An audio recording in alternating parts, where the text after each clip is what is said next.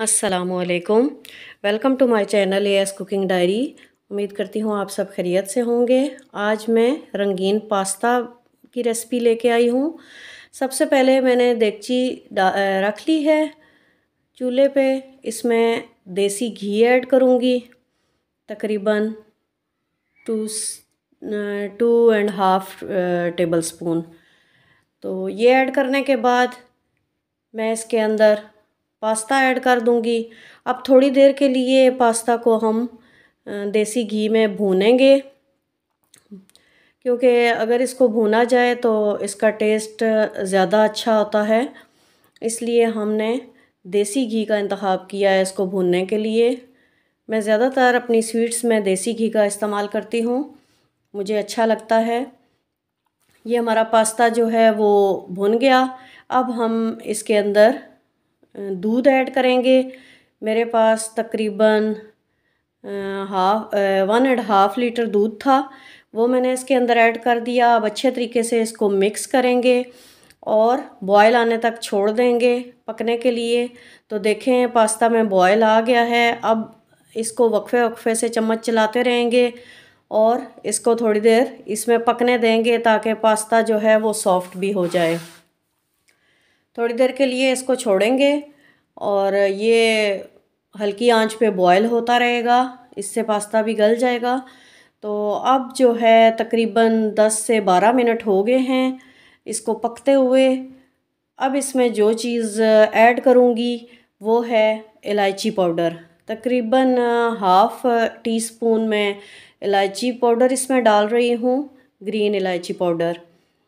इसको अच्छे तरीके से मिक्स करेंगे ताकि इलायची पाउडर सही तरीके से इसके अंदर हल हो जाए। इसको मज़ीद पकने के लिए छोड़ेंगे। फिर इसके अंदर 3 से 4 मिनट बाद वनीला एक्सट्रैक्ट डालूँगी इसके अंदर और फिर हम इसको अच्छे तरीके से मिक्स कर लेंगे और दोबारा से इसको पकने के लिए छोड़ देंगे और साथ साथ बाकी के इंग्रेडिएंट्स भी इसमें शामिल करते जाएंगे।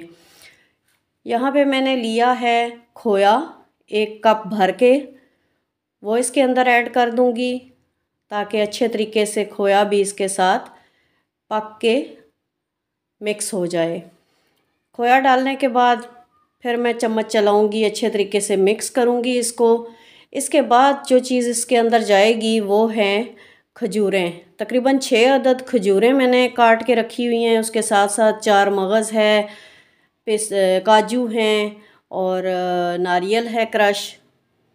सबसे पहले मैं खजूरें इसके अंदर ऐड कर दूंगी, क्योंकि खजूरें जो है सॉफ़्ट होने में थोड़ा टाइम लगता है, इसलिए थोड़ी सी देर इनको सॉफ़्ट होने के लिए छोड़ देंगे। इसको मिक्स करके मैंने छोड़ दिया।